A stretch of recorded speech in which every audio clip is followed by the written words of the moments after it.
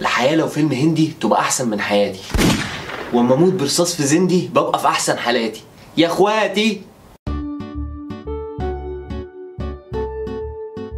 اكشن. اهلا بيكم في سيماتوبيا. فيلمنا النهارده 122.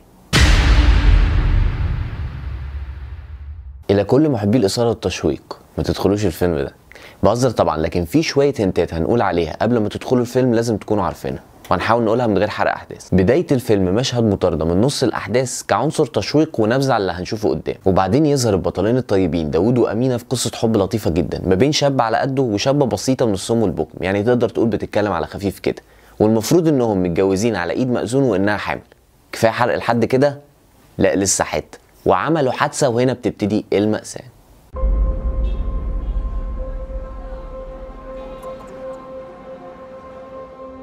تعالى لي بقى السيناريو. المفروض انه قصه سسبنس وغموض واثاره، وانت ابتديت بدايه حلوه، فرشت فرشه حلوه يعني تخدمك قدام، لكن ما استغلتهاش الا في اضيق الحدود. طبعا عندك مكان التصوير محدود جوه المستشفى، عندك طقم دكاتره وممرضات بسم الله ما شاء الله عايزين الحرق، من اول ما تشوفهم برياكشناتهم هتقول كده.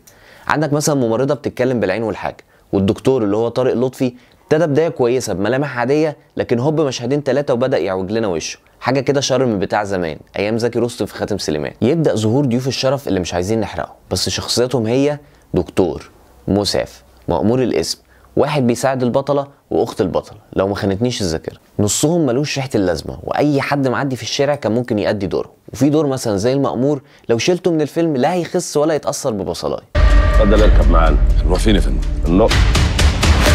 حوار شرير مفتعل زياده عن اللزوم، في جمل زي انت مثبت في الدنيا كده ليه بزعيق اوفر جدا، والجمله مش منطقيه في سياق الاحداث لان مفيش صله تجمع بين الشخص اللي بيقولها واللي بتتقال له تسمح بكده. زهقنا من كتر الزن اللي كان بيحصل في السماعه الطبيه لشخصيه البطل، كل شويه السماعه بايظه السماعه بايظه.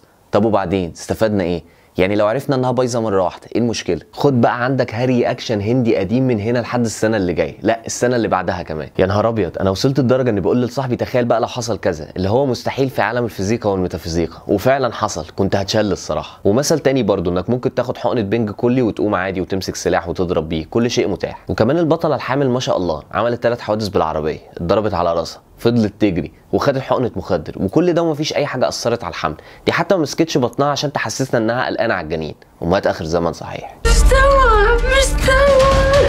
انا هوريك انا مثبت في الدنيا دي. المؤلف هو صلاح الجهيني، مؤلف فيلم الخليه وسيناريست فيلم اولاد رزق، واللي اعلى مليون مره من الفيلم بتاعنا النهارده. التصوير كويس للامانه وكويس قوي في لقطات بخلاف احداث الفيلم، شايفين كل التفاصيل واضحه رغم الضلمه في معظم المشاهد، وفي مشهد بعد الحادثه الاولانيه كان حلو قوي في التصوير والكادرات. الموسيقى عنصر ضعيف في الفيلم لان فعلا من كتر ضعفه انا مركزتش معاه ومش فاكر حتى ملامح الجمل الموسيقيه، او يمكن من كتر العجائب اللي في الفيلم شتت تركيزي. خش بينا على الاخراج، لا الممثلين اخترتهم صح ولا القصه اخترتها صح، طبيعي الاخراج يطلع باهت، لا حصل فيلم امريكي ولا عربي ولا حتى هندي. وبالمناسبه المخرج هو ياسر اليسري، مخرج عراقي وملوش اعمال مميزه، ويمكن ده اشهر اعماله السينمائيه. انا مش عارف انا فين يا باشا، بس انا هتقتل دلوقتي يا باشا والله. الابطال في كلمات احمد داوود عمل مجهود لكن ما وفقش في اداء مشاهد كتيره، خاصه المشاهد اللي كانت محتاجه انه يبين خوفه الشديد على نفسه، وكان بيأديها بشكل عادي جدا، وده بان قوي في اول مشهد ليه في المشرحه.